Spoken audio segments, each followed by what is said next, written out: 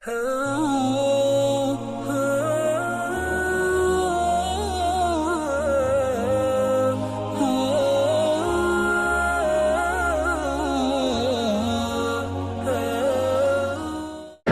salli wa sallim wa barik ala sayyidina Muhammad wa ala alihi wal mahdi khalifatihi wa sallim. Alhamdulillah, jamaah Masjid Al-Hasan, ya, benar, namanya bagus sekali. Semoga Allah meridhai kita semua, para kiai, para ajengan, para ustadz. Mohon izin saya duduk lebih tinggi. Jamaah yang saya cintai, saya sayangi, siang-siang begini seharusnya liburan ngaji, ya. Seharusnya liburan ngaji. Justru liburan sebenarnya adalah mengenal Allah Subhanahu wa ta'ala. Hiburan yang sebenarnya adalah menyebut nama sang baginda Rasulullah sallallahu alaihi wasallam. Hiburan tertinggi ketika mengisahkan kisah-kisah sang terkasih baginda Nabi Muhammad sallallahu alaihi wasallam. Maka jika ada lagi hiburan yang lebih hebat daripada Nabi Muhammad,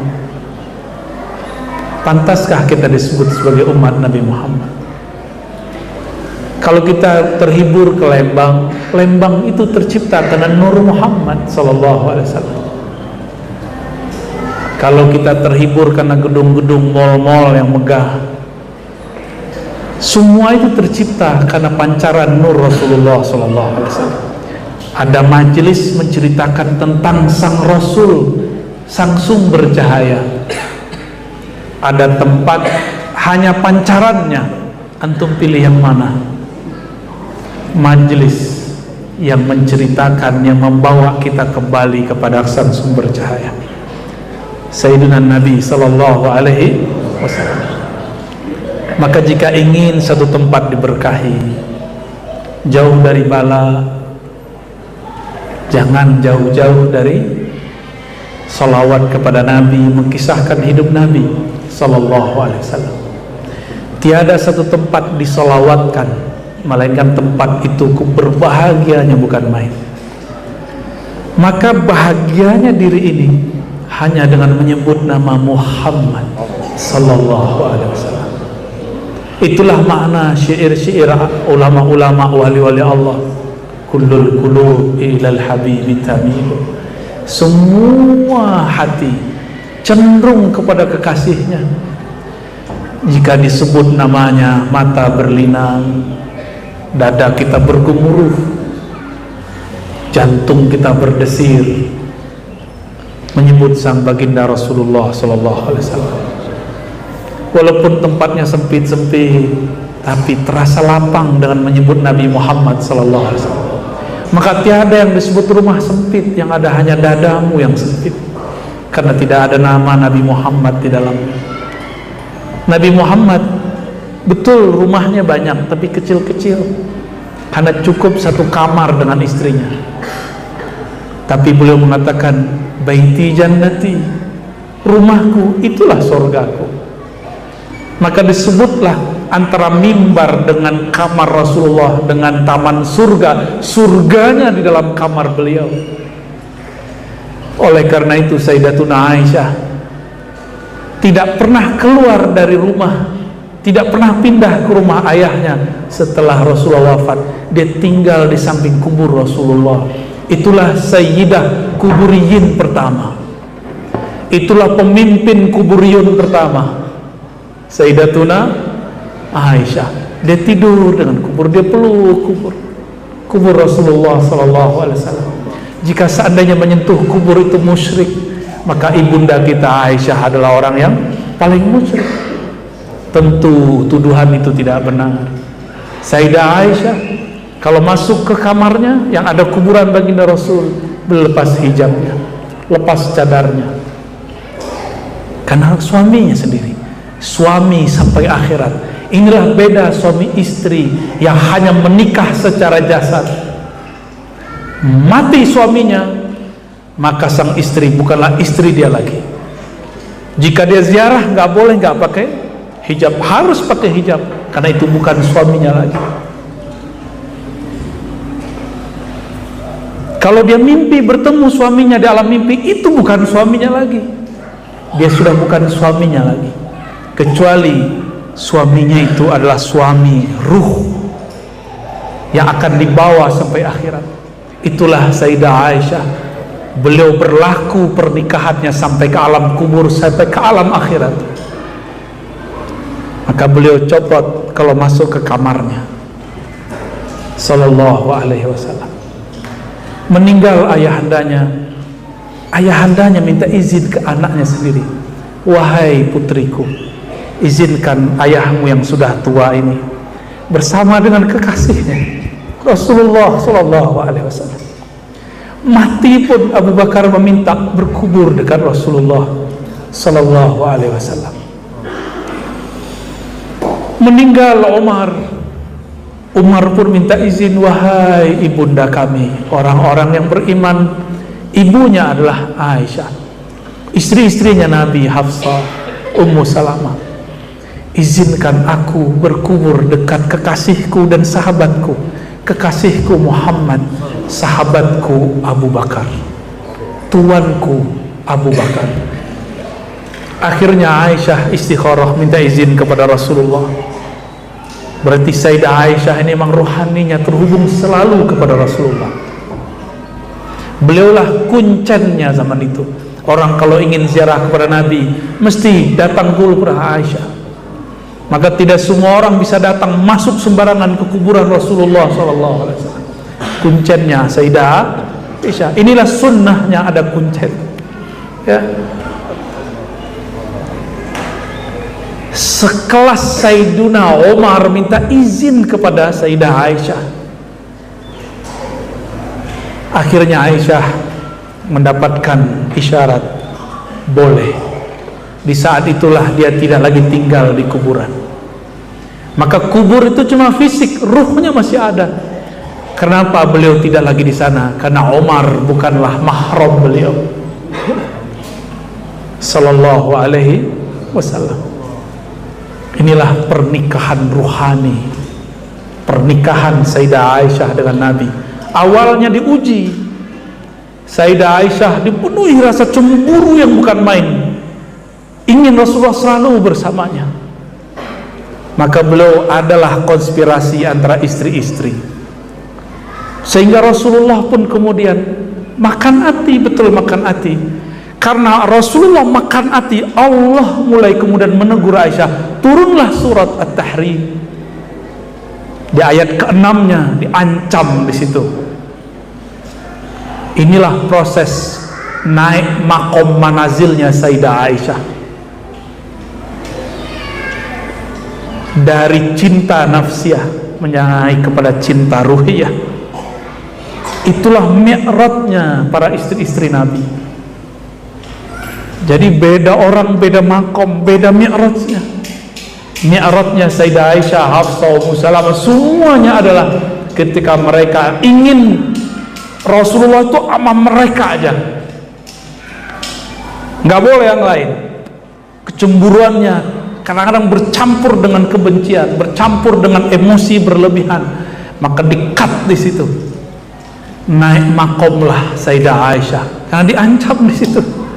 Jadi ternyata kalau Allah ngancam istri Nabi, itu bukan ancaman kebencian, itu adalah ujian menaikkan makom. Radhiyallahu ta'ala an Sayyidatina Aisyah. Semoga Allah meridai Sayyidatuna Aisyah. Semoga Allah meridai semua istri-istri Rasulullah. Merekalah ibunda kita. Berarti kalau Sayyidah Aisyah, Sayyidah Khadijah itu Ummul Mukminin, Abul Mukminin siapa? Siapa Abul Mukminin?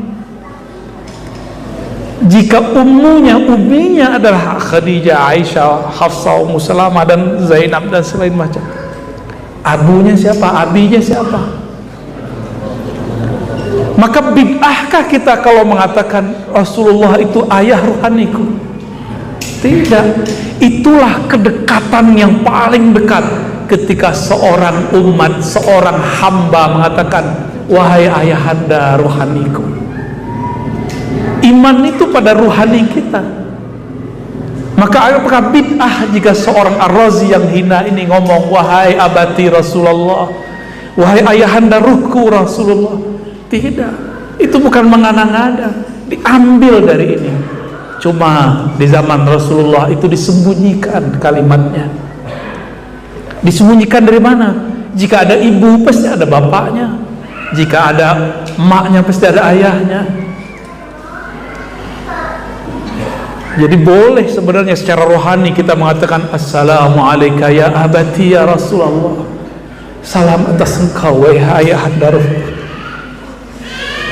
Orang yang sudah lama tidak bertemu ayahnya, dia pasti rindu bertemu ayahnya. Orang yang pernah punya kenangan dengan ayahnya, dikenang lagi setelah sekian tahun, pasti air matanya meleleh, pasti dia rindu. Itu baru ayah fisik.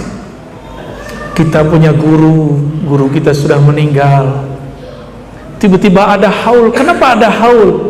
Untuk mengenang baginda Rasul, untuk mengenang ayahanda ilmu kita, guru kita Syekh Fulan, Kiai Fulan, ajengan Fulan. Tidak lebih dari itu semua. Beruntunglah orang-orang yang merasakan ini. Beruntunglah orang-orang yang merasakan kerinduan ini. Rindu ini antum riyadhah 40 tahun tidak akan didapat.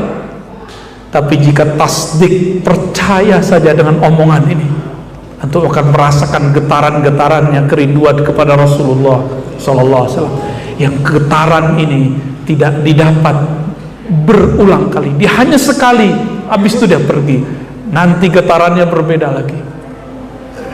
Kalau belum dapat rasa, cukup katakan, ya Allah, maafkan kami masih hina, banyak noda, sehingga tidak dapat merasakan kerinduan kepada sang kekasih Rasulullah sallallahu alaihi wasallam. Ampunkan kami ya Allah, belum merindukan Rasulullah.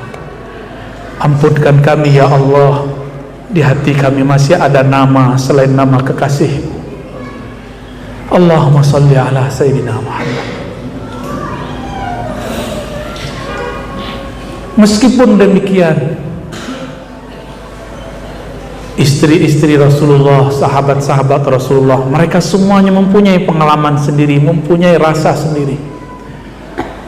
Dikenanglah oleh salah seorang sahabat dalam kitab Imam Tirmizi berjudul Asy-Syama'il Al-Muhammadiyah. Ada seorang sahabat baru kenal dengan Rasulullah, dekat sekali. Saking dekatnya dia merasa paling dekat kepada Rasulullah. Dia lagi sakar mabuk cinta Rasulullah. Dia lupa dengan istrinya, dia lupa dengan anak-anaknya, bahkan lupa dengan kerjaannya, bahkan dia lupa dengan orang-orang sekitar Rasulullah. Dia sedang fokus kepada Rasulullah, sakar mabuk cinta kasmaran kepada sang kekasih Rasulullah sallallahu alaihi wasallam. Merasa dia paling dekat. Kalau dia datang, Nabi kasih posisi, ayo duduk di sini, saudaraku, sahabatku, duduk di sini. Sering ditanya, lama-lama dia nak GR bertanya, wahai Rasulullah, apakah aku orang yang paling engkau cintai? Ternyata orang ini kegeeran. Dia lagi terbakar cinta Rasulullah sallallahu alaihi wasallam. Dia mengira dirinya lah yang paling dicintai Nabi, diperhatikan Nabi. Apa kata Nabi? Salah nanya dia. Lah, bukan. Yang paling aku cintai Abu Bakar, Umar, Utsman, Ali, Fatimah. Kalau dari kalangan keluarga Fatimah, dari kalangan sepupu Ali, dari kalangan sahabat Abu Bakar, dari kalangan musuh yang menjadi sahabat, itulah Umar. Dari kalangan mantu, itulah Utsman. Ada begitu. Jadi ada orang-orang yang merasa dekat sekali. Nanti antum akan menyaksikan itu. Ya. Seorang wali itu kalau ngasih perhatian, masya Allah, udah kayak pacaran. Bukan pacaran dalam pengertian lawan jenisnya, dekatnya, masya Allah, luar biasa. Jadi Rasulullah itu kalau ngasih perhatian kepada sahabat, seakan-akan dia merasa diperhatikan sendiri, yang lain gak diperhatikan. Jangan lupa, kita ini bukan siapa-siapa, ya. Ketika Rasulullah mengatakan di akhir zaman ada Al-Mahdi, namanya sama dengan namaku, berarti sifatnya sama dengan sifatku, gayanya sama dengan gayaku, cuma beda casing. Dia akan begitu. Dan kalau punya sahabat, punya teman, dia akan perhatikan seperti memperhatikan sahabat satu persatu. Semuanya akan merasa dia paling disayang. Nanti di akhir zaman, ini pola-pola, ya, akhlaknya betul-betul persis seperti Rasulullah SAW. Walaupun penampilannya mungkin belum berserban, jangan tertipu, ya. Kopiah saya ini bukan jaminan saya benar, ya. Belum tentu ini. Allahumma sholli ala sayyidina Muhammad. Udah mau hujan aja nih, ya. Suatu kali Nabi Muhammad SAW lagi tidur, tiba-tiba dicolek sama Nabi oleh malaikat Jibril. Beliau sama malaikat Jibril kan kayak temenan. Dibawa ke depan Ka'bah. Di depan Ka'bah, Sayyidina Jibril bedah dada Nabi. Dibedah lalu belok dikit ke kiri, diambil jantungnya. Dulu waktu umur 7 tahun beliau dibedah, ada 2 bercak hitam di kolbu, dibersihkan. Udah bersih bercak hitamnya, berarti sudah nggak ada. Maka tinggal disiram dengan air iman dan hikmah. Ini rahasia kolbu. Kalau betul belum ditazkiyah, belum ditobatkan kolbu, dikasih ilmu, maka dia bukannya bertambah dekat kepada Allah, tambah jauh. Maka ini pesan saya kepada teman-teman yang hijrah, kepada diri saya sendiri dan teman-temanku yang sedang hijrah, sahabat-sahabatku, saudara-saudaraku, ikhwan akhwatku, akhi ukhtiku yang sedang hijrah. Jangan sibuk dengan hukum fikih semata.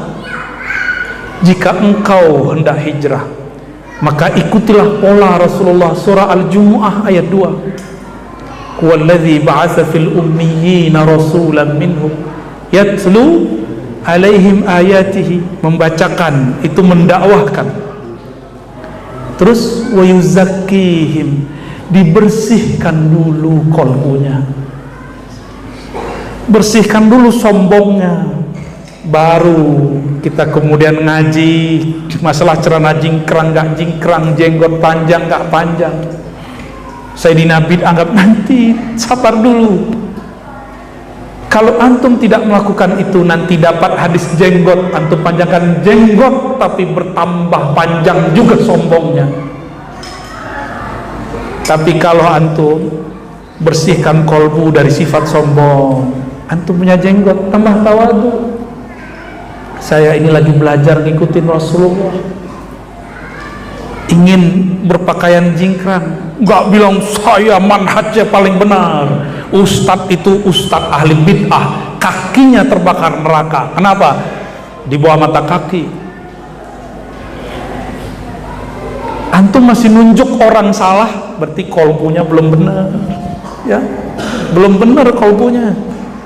Bersihkan dulu, silakan. Mau nanti jingkrang, mau nanti pakai celana pensil, mau sarungan, mau gamisan, terserah. Silakan pakai serban, tapi sebelumnya bersihkan dulu dari perasaan ingin berbeda dengan orang. Katakan, aku cinta kepada sang kekasih Rasulullah. Rasulullah kemanapun beliau berserban, aku ingin mencoba cinta. Aku tidak punya banyak ilmu, wahai Allah, tolong izinkan aku mencintainya lewat serbannya, lewat jenggotnya, lewat sarungnya, bukan celana. Nabi pakai sarung kemana-mana. Naikkan akhlaknya. Ya Allah, kami ini tidak punya amal, sholat kami tidak khusyuk, tapi Rasulullah itu penyayang. Onta pun dielus, kambing pun diurut-urut oleh beliau, anjing pun dilarang untuk disakiti. Maka ya Allah, bantu aku ya Allah untuk sayang kepada makhluk. Jangan-jangan kita jadi kekasih Allah bukan karena sholat, bukan karena zikir pagi sore, karena gak tulus, bukan karena baca waqiah, karena gak tulus, bukan karena sholawat, karena antum sholawatnya belum tulus, sholawatnya masih pengen beli rumah, sholawatnya karena pengen cepat dapat jodoh. Kok sholawat neng? Biar dapat jodoh bang. Sama aku aja gitu ya, ente modus. Aku kan banyak sholawat neng, wah kita berjodoh dong.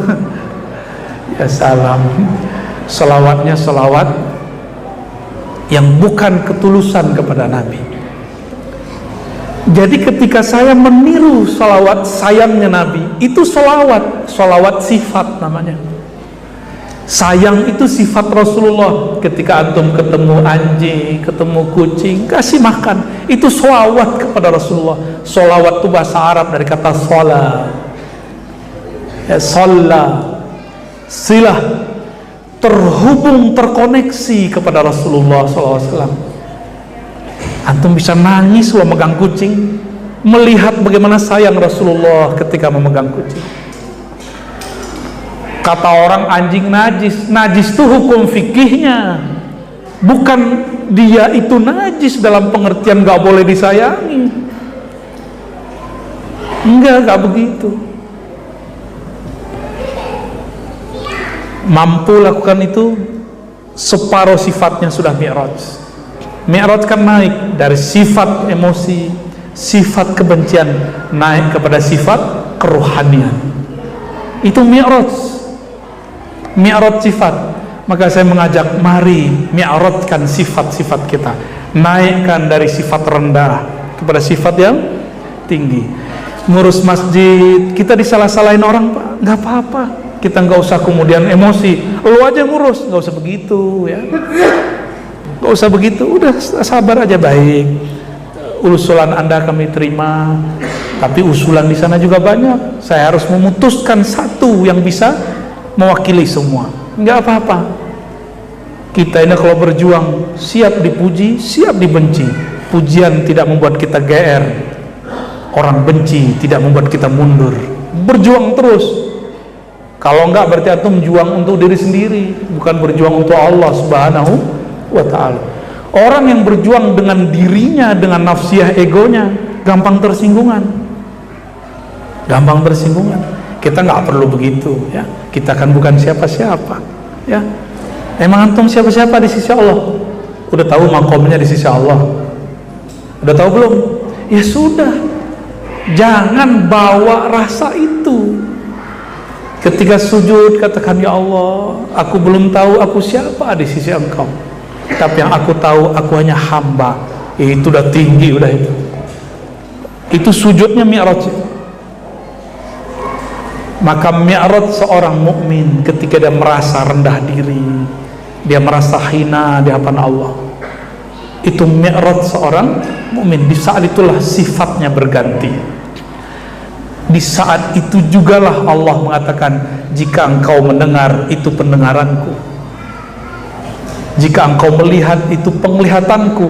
Allah mandang kolbu atau mandang fisik? Maka saya kabarkan kepada antum semua, di akhir zaman akan banyak wali-wali yang menutupi dirinya dengan perihal-perihal duniawi, dengan kemewahan-kemewahan duniawi, dengan gaya-gaya yang membuat kita syak, masa dia wali? Kenapa? Ini sudah urgen. Kalau antum gak lolos di situ, gak lolos melawan Dajjal, karena Dajjal nanti nyamar jadi Al-Masih Isa.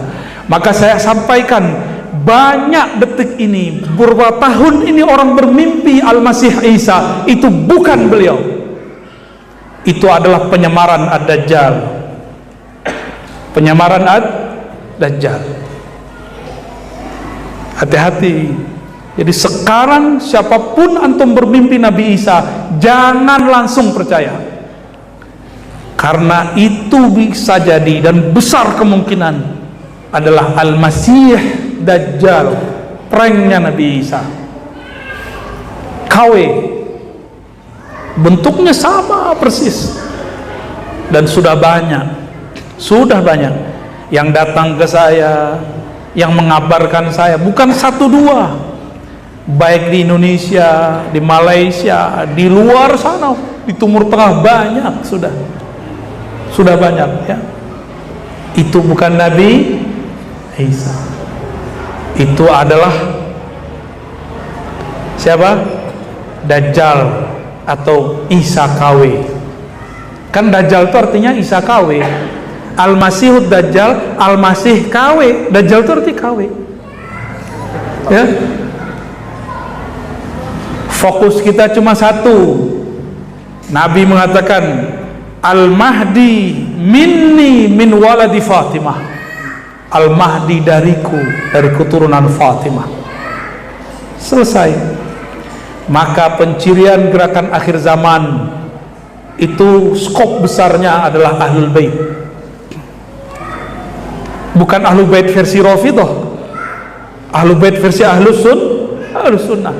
Karena Ahlul Bait versi Ahlus Sunnah cintanya proporsional, mencintai Ahlul Bait juga mencintai ashab Nabi sallallahu alaihi wasallam. Kalau Rafidhah hanya cinta sebagian pengikut Rasulullah sallallahu alaihi. Khawarij mengkafirkan Sayyidina Ali, Khawarij mengkafirkan Muawiyah, mengkafirkan Utsman. Khawarij. Jadi nanti antum jangan heran orang-orang kayak saya ini nanti dikafirkan mereka. Jangan heran, biasa aja, ya. Jangan heran. Dan saya berdoa semua yang hadir termasuk saya sendiri semoga diselamatkan oleh Allah dari fitnah Khawarij. Karena tentara ring satunya Dajjal bukanlah Yahudi. Ring satunya adalah Muslim yang sudah belot jadi Khawarij. Perang pakai kopiah hitam, di situ kopiah hitam, di sini serbanan, di sana serbanan, di sini kopiah hajian, di sono kopiah hajian, di sini gamisan sarungan, di sono gamisan sarungan, di sini takbiran, di sono takbiran, sama. Kalau antum tidak belajar memandang sir kolbu seseorang, gimana mau sukses melawan Dajjal?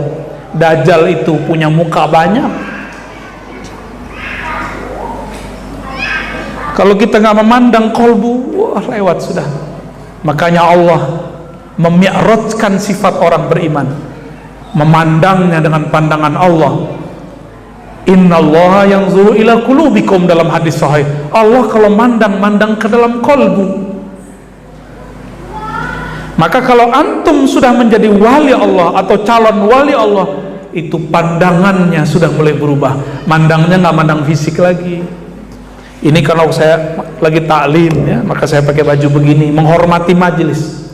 Karena di majelis ini hadir malaikat kiram katibin, hadir malaikat rahmat, hadir malaikat itu. Saya pakai baju begini karena menghormati beliau-beliau itu. Hadir arwah-arwah suci, insya Allah.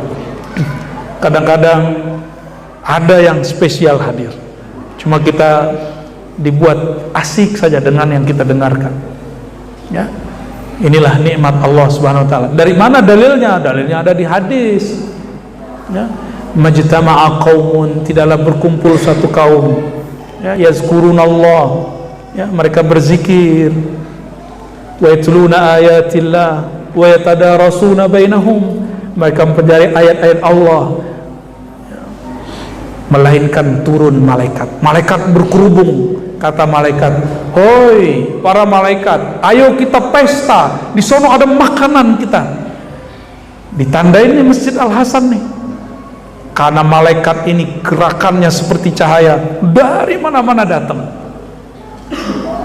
Hafat bihimul malaikah, hafat bihimul malaikah.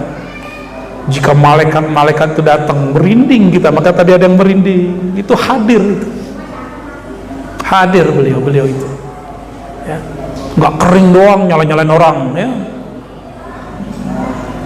dikit-dikit tanya dalil. Kalau Nabi dakwah begitu, kapan diterima sama orang Badui? Ya, kalau ada orang Badui ini buang air kecil di masjid, masa Nabi bilang mana dalilmu? Kok kencing di masjid? Mana dalilmu? Gitu nggak Nabi? Enggak, Nabi nggak begitu. Jadi sunnah Nabi itu kan bertanya mana dalilnya. Bukan itu sunnah Nabi. Sunnah Nabi itu rahmatan lil alamin. Sunnah Nabi itu liutammima makarimal akhlak, menyempurnakan akhlak. Ya. Jadi jangan tertipu. Ini pesan saya untuk diri saya sendiri dan kita semua. Jadi siapapun yang kita temui, kita husnuzon sama dia. Jangan terlalu percaya juga, jangan terlalu curiga juga. Memandanglah dengan sir, karena sir kolbu mengenal sir kolbu, rahasia kolbu kenal rahasia kolbu. Sudah jam berapa? Ya, saya janji ada tanya jawab ya. 14.15. Wah, adalah 15 menit tanya jawab ya. Jadi ini inti Mi'raj kita sebutkan barusan. Kalau Rasulullah kan naik sama badan-badannya, antum kan nggak bisa. Kalau yang cerita itu ada cerita tempat lain ya. Nah, yang barusan mari kita mi'rajkan sifat-sifat kita dari yang negatif menjadi positif. Amin ya rabbal alamin. Silakan kalau ada yang bertanya. Mana nih? Apa? Moderatornya mana? Nggak, 2 orang aja ya. Ya. Oke itu.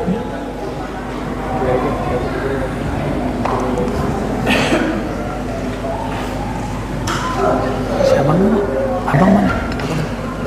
Oh.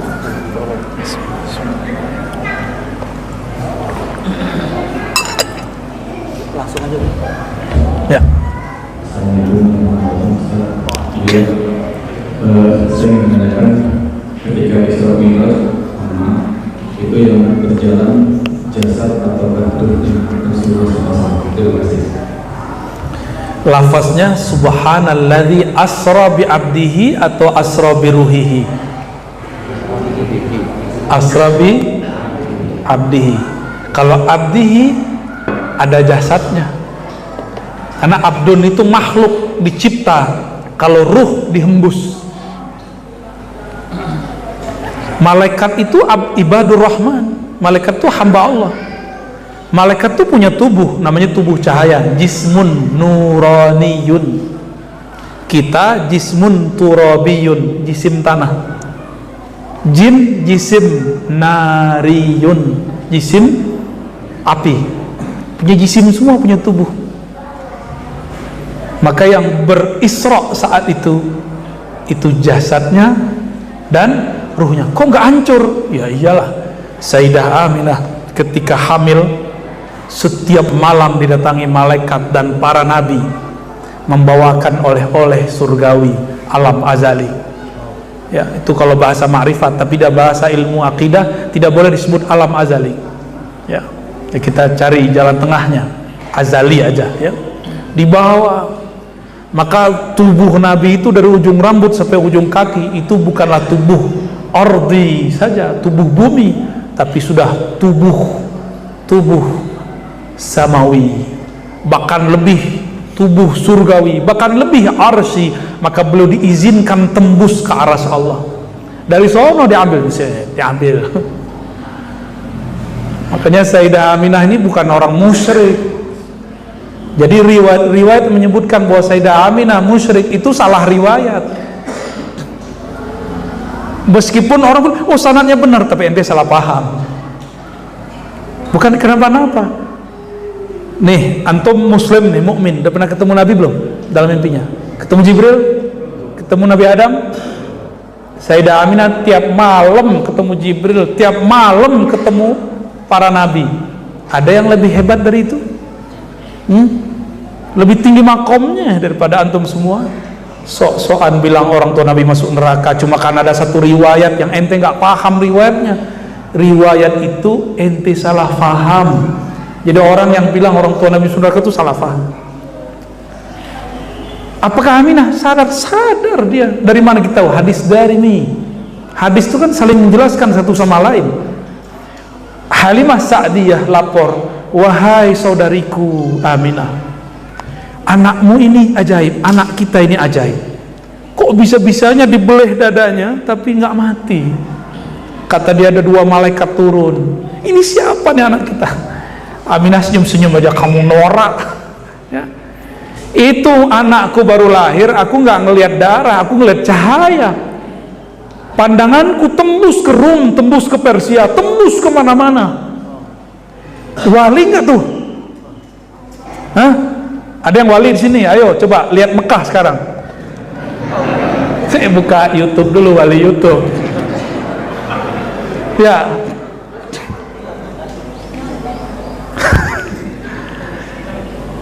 Apa kata beliau? Ra'aitu nura, aku melihat cahaya, aku tidak melihat darah. Ada.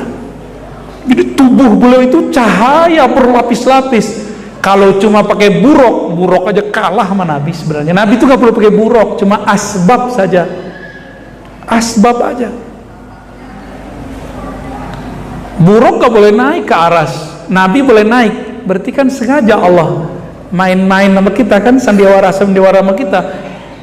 Allah tuh suka sandiwara sama kita. Dibawa Jibril, dikira Jibril lah gurunya Nabi. Kan udah banyak ulama kena prank, ya.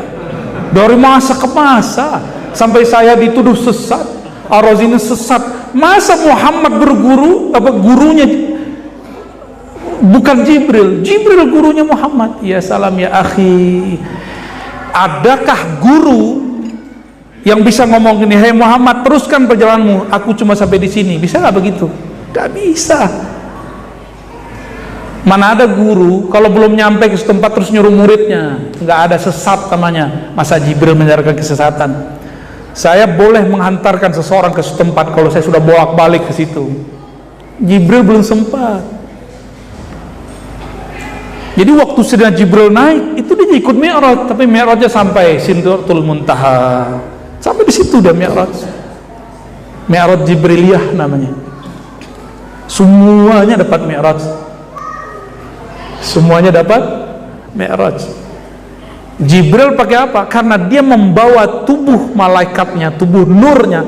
Sedangkan Nabi Muhammad adalah nur ala nur, nur yang berlapis 70.000 nur di dalam dirinya. Jadi kalau beliau lewat ke langit, ya itu mah beliaulah matahari yang sebenarnya, pelita sebenarnya. Yang lain itu bintang-bintang aja kecil. Sallallahu alaihi wasallam. Maka saya ijazahkan antum satu salawat oleh-oleh siang ini. Allahumma salli ala Sayyidina Muhammad. Baca. An-nuriz zati was-sirris sari fi jami'il asma'i was-sifat wa ala alihi wal mahdi khalifatihi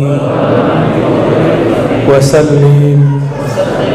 Allahumma salli ala Sayyidina Muhammad an-nuriz zati,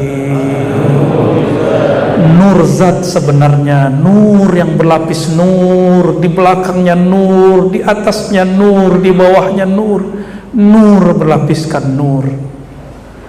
Wasirris sari, sir rahasia yang mengalir, fi jami'il asma'i was sifat,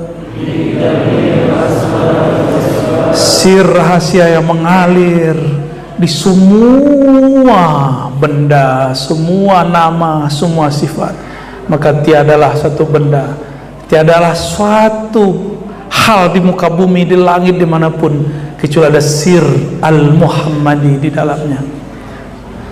Wa ala alihi wal mahdi khalifatihi wa sallim.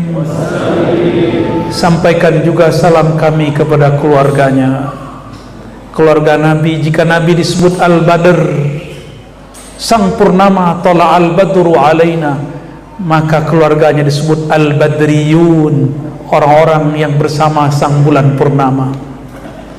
Wal mahdi khalifatihi, dan di akhir zaman keluarganya ini pemimpinnya adalah Al-Mahdi, khalifahnya, penggantinya. Wasallim, sampaikan salam kami juga ya Allah. Al-Fatihah.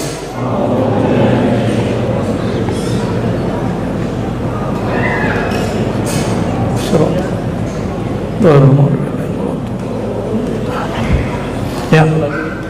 Satu lagi, Ustadz yang nanya nih. Nggak salahan ini. Ada Ustadz dulu ya, boleh ya.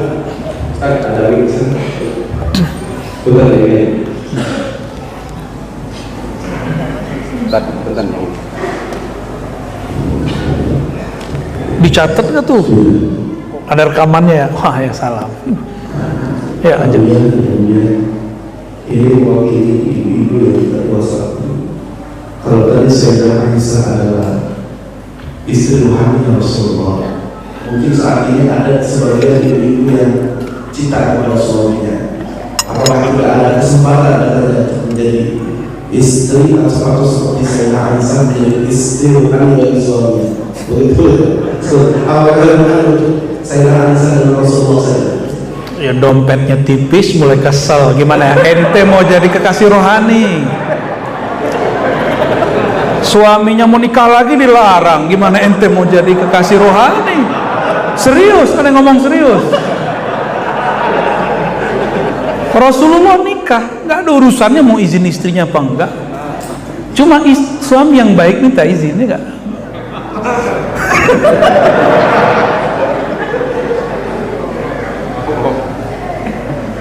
Telat dikit diketusin, gimana mau menjadi kekasih rohani? Akhir bulan mulai sepet mukanya, gimana mau jadi kekasih rohani? Kekasih itu berhenti di nisan, selesai. Nah, nafs kan mati, kullu nafsin za'iqatul maut, dibawa mati. Sehidup semati, satu hidup satunya mati. Enggak begitu. Dulu cantik, ente cinta, mukanya udah keriput, ente nggak cinta lagi, nggak masuk. Cinta rohani ada dari kemurnian. Dan ini saya bukan apa-apa ya. Rasulullah satu, istrinya kan banyak, kasih rohaninya banyak. Bisa jadi juga bukan rohani ya. Ini sensitif, mohon maaf ya, saya nggak mau buka banyak, nanti banyak ibu-ibu yang marah. Tadi bukan saya yang ngomong itu. Ada yang nitip, antum kan ada yang nitip kan? Itu barusan ada titipan juga. Mohon maaf ibu-ibu, bergurulah dengan rohani. Jangan berguru karena menurut ibu-ibu, akhwat, ukhti semua, karena ustadznya ganteng, ustadznya cocok, ustadznya lembut. Jangan. Itu nafsiyah kita yang main. Suatu saat ada yang tidak kita suka terjadi pada si ustadz, masih berguru nggak pada dia? Dia salah, dia keliru. Kalau kita cuma berguru kepadanya secara nafsiyah, seperti kita berpasangan secara nafsiyah bukan ruhiyah, ada hal-hal nafsiyah muncul dari dirinya, kita benci, kita marah bukan main, seakan-akan tidak ada kebaikan lagi pada pasangan. Begitu juga kepada guru. Jika kita berguru hanya dengan nafsiyah, cocok sama konsep kita, wah ini cocok sama yang diajarin babe gua nih ya. Kiai saya dulu begini nih, kalau nggak cocok terus kenapa? Kalau udah nggak, kalau berbeda dengan yang kita pikirkan gimana? Berarti sebenarnya kita tidak mencintai dia, tapi kita mencintai diri kita sendiri. Nafsiyah, ego. Dan saya kasih kabar dari sekarang, ujian kita terbesar ego itu. Ini yang dikabarkan Nabi, inna a'da'adaika mamidajan baik. Musuh terbesarmu konsep di dirimu sendiri. Kamu berguru konsepmu, oh ini yang lembut nih guru saya, emang kalau keras nggak boleh. Suatu saat saya keras, antum izin nggak? Nggak ada urusan sama antum, ini keras-keras aja, ini lembut-lembut aja, tergantung pergerakan rohani yang ada pada diri kita. Kalau sudah mulai masa jihad kan kita keras semua. Tapi sekarang ya kita lembutkan dulu, karena kelembutan itu adalah sesuatu yang menyebabkan kolbu ini kuat tahan banting. Mau dibenturin berkali-kali dia nggak akan apa-apa. Jadi nanti jangan ulangi kesalahan itu. Ini kan di Bandung ada kiai kita yang karismatik. Ketika dia menikah lagi, ibu-ibu pada musuhin dia. Saya yang lucunya dulu ada ibu-ibu ngomong kalau kayak dia mah kaya nggak apa-apa, istrinya banyak. Lah ketika dia menikah, ibu ini yang protes, katanya jogoti. Hati kami sakit, Ustaz. Lah urusan yang menikah kok ente yang sakit, bukan laki dia juga kan. Ini bukan belain bapak-bapak ini, yang senang dulu. Ya sembarangan juga antum besok-besok ngancam-ngancam istrinya lagi ya. Nggak, bukan ini, nggak ada maksud begitu, nggak ada maksud. Kita menikah bukan lagi karena syahwat. Sekarang nih jangan menikah lagi karena syahwat. Menikah itu karena sir dari Allah, karena iradat, kehendak murni. Antum kira yang godain banyak ini, cuma kok nggak tahu. Benar nggak? Berkecamuk tuh dalam dirinya, ini syahwat apa ya? Allahumma sholli ala. Maaf ibu ya. Cukup ya? Ntar terusin bisa gawat ini ya. Cukup, abis ini masih ada lagi kemana kita? Pesantren. Terbuka apa tertutup? Tertutup ya. Berarti ya maaf. Terbuka. Kalau yang ada waktu ke sana ya. Tapi pun juga nggak lama ya, 1 jaman juga ya. Teman-teman sahabatku, ikhwan akhwat fillah, ini akhir zaman. Maka harus segera mi'raj ruhani. Harus segera mi'raj ruhani. Ganti sifat-sifat ini, minta kepada Allah. Dan kalau belum ketemu majelisnya, kelompoknya, banyak-banyakin aja sholawat, banyak-banyakin baca sejarah Nabi ya. Cuma itu jalannya. Insya Allah Allah ganti sifat kita pelan-pelan ya. Pelan-pelan aja, jangan ekstrim pergantiannya, mahlan ya. Insya Allah Allah merahmati kita semua. Saya mau izin pamit, tidak usah salaman ya, cukup dengan hati sudah sampai ya. Antum hadir sudah cukup ya. Semoga Allah merahmati saya dan antum semua, guru-guru kita dan siapapun yang mendengarkan, jauh dekat, offline online. Untuk kita semua, Al-Fatihah.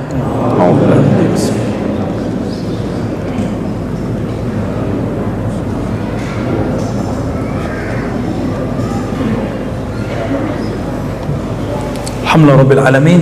Subhanakallahumma wa bihamdika asyhadu an la ilaha illa anta astaghfiruka wa atubu ilaik. Assalamualaikum warahmatullahi wabarakatuh.